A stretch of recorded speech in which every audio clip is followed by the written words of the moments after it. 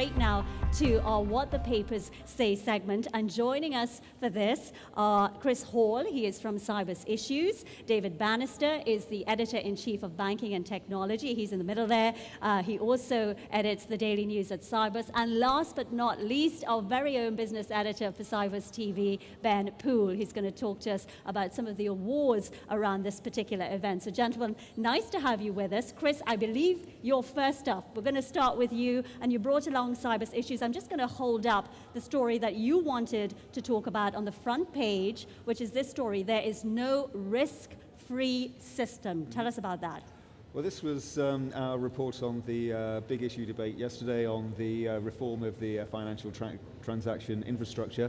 A lot of ground covered, a lot of focus on how regulators are continuing to push forward with reform, and there were some questions raised, particularly by Mike Bodson of DTCC, about the level of coordination and cooperation amongst regulators.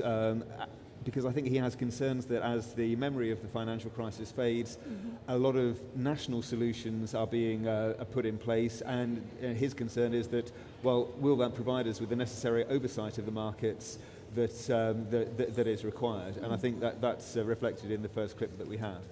Okay. Do regulators trust each other? Do regulators trust each other not to have extraterritoriality? Do regulators trust each other to be able to share the information? Or if they're not going to do it, the industry's not going to do it.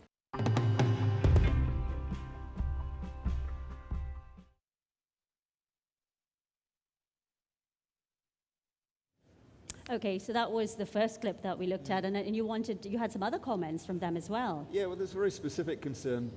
In the opening plenary, we had the Deputy Governor of the Bank of Canada talking about his concerns about introducing a clearinghouse for the OTC derivatives market in Canada, and both Mike Bodson yesterday and Werner Steinmueller of Deutsche Bank both raised concerns that whilst CCPs were very successful in standing up to the pressure of the financial crisis when Lehman Brothers collapsed in 2008, are we rushing too quickly in terms of using CCPs as some kind of panacea for counterparty risk in the financial markets?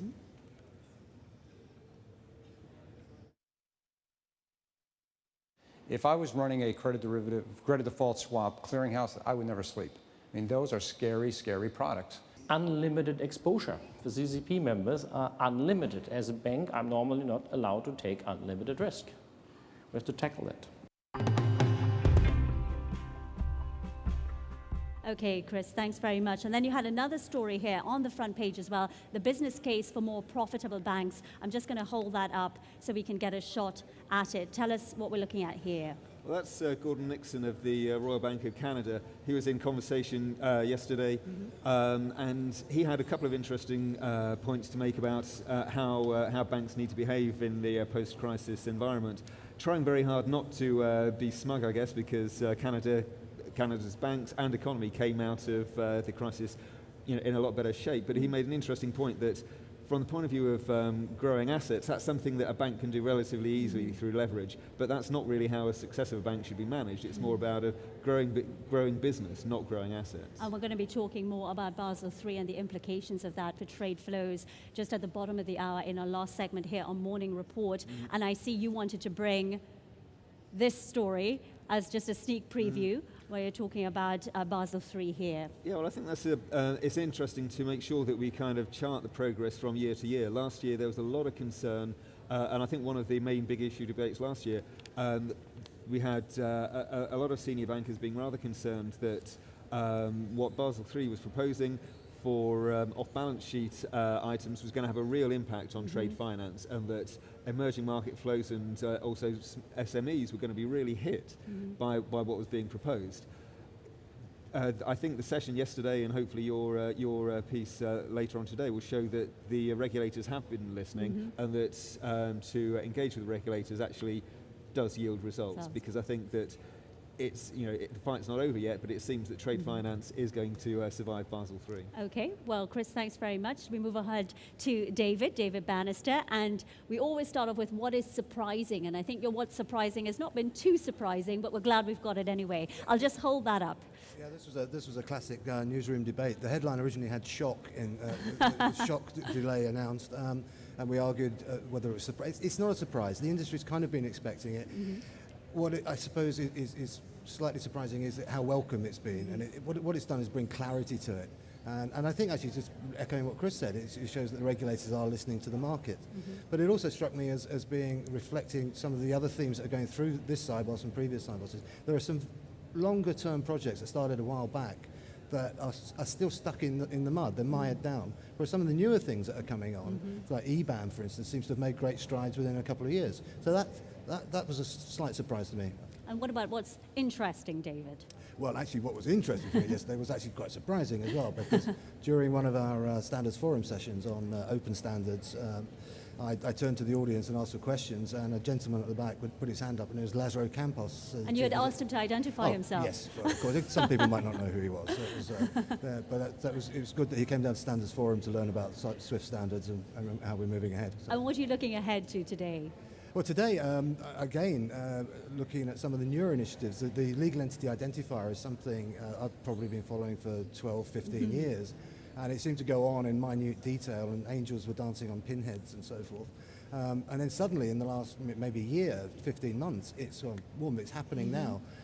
SWIFT involved with the ISO standard around that, and people are going to be implementing probably by next year, which is quite astonishing speed for something that's taken so long. And it's interesting to look at what broke the logjam there, which was the US Treasury saying, go and do this, kids.